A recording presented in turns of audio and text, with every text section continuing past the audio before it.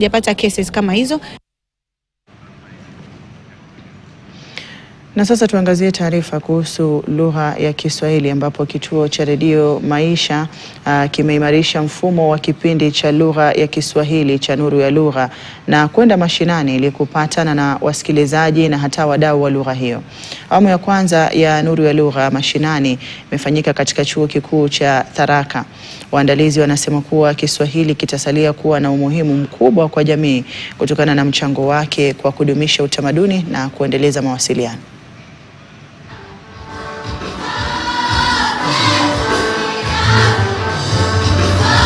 Kusaidiana au hata kutembelea kuidhinishwa kila mwaka kama fursa ya kuonyesha mapenzi. Mbona mnamwainisha leo tumekuwa katika kaunti ya Tharaka na katika siku zijazo tutakuwa katika maeneo mengine. Kiswahili ni kama tochi. Kwa hiyo kwa yeyote ambaye ana busara hawezi kuwasha tochi kisha akaitia mfukoni.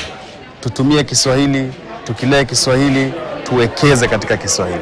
So ndio ilikuwa siku ya kusema ya kwamba pia tunapaswa kama serikali, kama vyuo vikuu na watu wengine wote kusupport wanafunzi au wanafunzi ndio wakuze hizo talanta zao.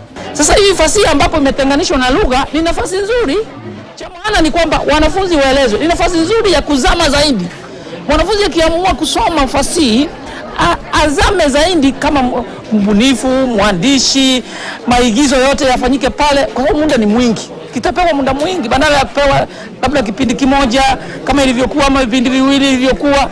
Tumejadili mambo mengi lakini mambo ambayo yanajitokeza ni kwamba tuna nafasi ya kukuza vipawa kupitia kwa lugha zetu ikiwa ni Kiswahili. Kiswahili kina nafasi nzuri katika kuchangia katika ulimwengu wa ajira.